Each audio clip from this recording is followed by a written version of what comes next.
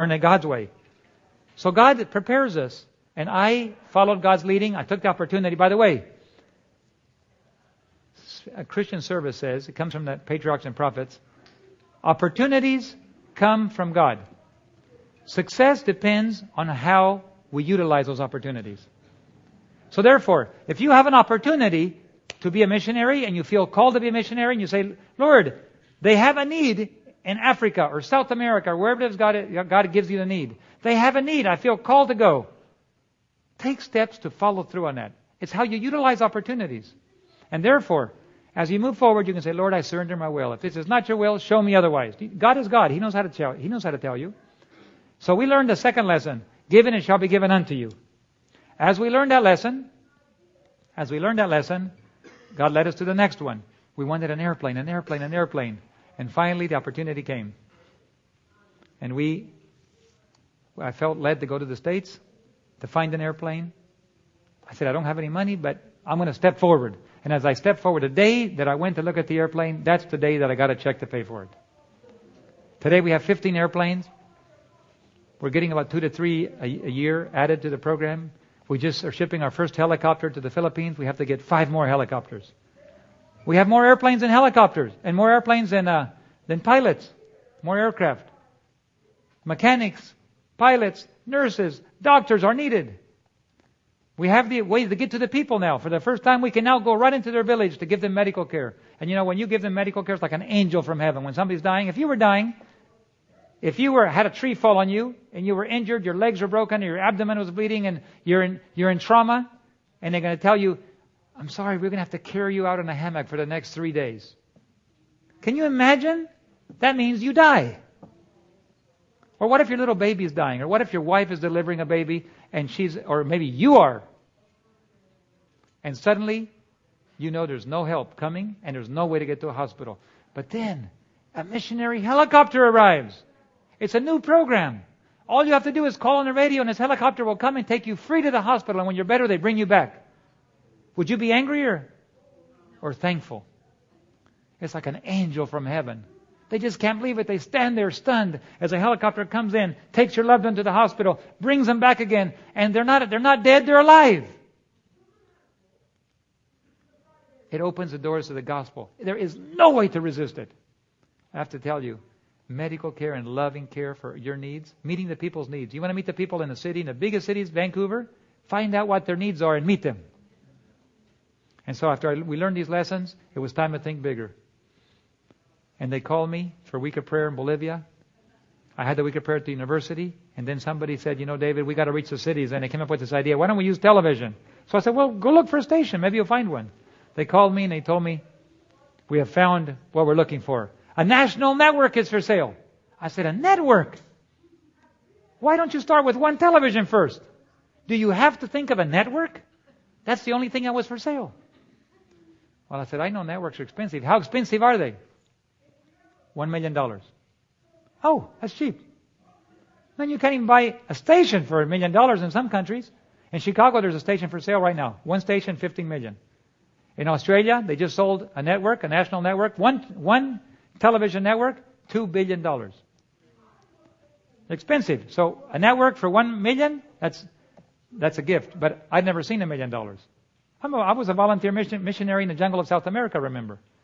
But I decided to at least go forward. I went down and talked to the men. I told them what we wanted to do. Just in case, if God wants to do something, He might want to give it to us, right? I never heard of such a thing. Who'd give you a television network? But who knows? If you go down and talk to them, something might happen. They liked our plan. They decided to sell us the network. Tomorrow we do business. How do you do business when you don't have any money? I went the next morning. We talked to them. We sat down. I told them we wanted to have a word of prayer. They said, we've never prayed. How do you do that? You kneel down, you close your eyes. So the guy got up and told all his lawyers, kneel down, close your eyes. They all knelt down. We had prayer. Sat up again. Make me an offer. I offered him $1 million. He's a hard negotiator, I heard. So he said, no, I'll take $1.5 million. $1.5 million? What does this guy think I am? God, what do I do? This guy wants $1.5 million and I came down thinking $1 million. And God reminded me rapidly, have you ever heard of the 5 loaves and 2 fishes, David? Yeah. Do you think I could have fed 10,000? Yeah. What about 20? Oh, I know you could have. So what's the matter with you, David? 1 million, $1.5 million. It's the same thing. You don't have anything? Yeah, you're right. It takes a miracle each way. Okay. It happens like lightning, right? Faster than the speed of light. Divine, telecommunication. In that instant, I turn to him and I say, okay, I'll pay $1.5 million. You will? You're not going to negotiate or anything? Well, you told me that's the price. Is that the price or not? Yeah, I'll take it. Man, you must be extremely wealthy, the guy said. I mean, $500,000 is a lot of money to us. You didn't even blink an eye. You just said, $1 million. I said, $1.5 million. You said, okay. What kind of negotiation is that? I said, I want it. I'll take it. $1.5 million. No problem. But the Lord reminded me that we didn't have a place to work. So I said, I want that new property you gave me. He said, I paid $300,000. I need it. Don't argue with me. Did I argue with you? I said, give me the property or the deal is off. It had buildings on it, had studios on it, had beautiful property. Man, he said, this American really knows how to deal hard. But he finally agreed, and he gave us through in the property. We signed the contract. We were at his house, big mansion. He said, the Pope always stays at my house whenever he comes to Bolivia. So it's a pretty nice house, huh? So we signed the deal. He brought his big old white Bible there, and he put it there, and he said, this is a religious event. He said, look, the Pope signed my Bible, see? I had him read Exodus 20. Remember the Sabbath day to keep it holy. What? I didn't know that was in my Catholic Bible. I said, not only that, it's signed by the Pope.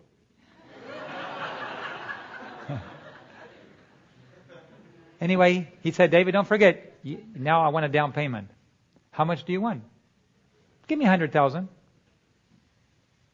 I froze inside. Lord, I don't have anything. What am I supposed to do? You don't talk to God real fast. You got to get used to talking. If you're going to be on the war front, you better talk to your leaders. You got to talk to your commander-in-chief real fast because when bullets are flying. And so whenever I have a problem, I say, can I use your bathroom, please? Sure. I go to his bathroom, shut the door, and kneel down. Lord, I don't. Give me an idea. What do I do? Playing the game of life is like having a deck of cards. You can only use the cards that you got, by the way. Don't try to play the game of life with somebody else's deck of cards. Play the game with your deck of cards. Lord, I'm not holding any card that says money on it. But God gave me one idea. Call your bank president and ask for a loan. Oh, okay. So I came out and said, can I borrow your phone? Sure, David. I got to call my bank president. No problem. This seems like everything's cool. I was at peace. I knew what to do. Randy, yes. Listen, I just bought $1 million network down here. You did what? I just signed a document buying $1.5 million network. I need to borrow $100,000 for the down payment. And he said, David, you don't have any money in your account. I know, that's why I want to borrow it. He said, David, you always make me walk on water, but I've noticed that everything you do, God blesses. I'll wire you the money today. So I came back out and I said, give me the wiring information. You'll have the money in a few days. Thank you, David. Imagine if I'd have told him, I want to buy your network, but I don't have $100,000. Imagine what would have happened. I got the money. A few weeks later, I got a check in the mail. Dear David, my wife and I had a terrible auto accident. My wife was killed. And in this terrible tragedy, I got $100,000 of life insurance. But I can't use it. That's my life. That's the lifeblood of my wife. Only God is qualified to use this money.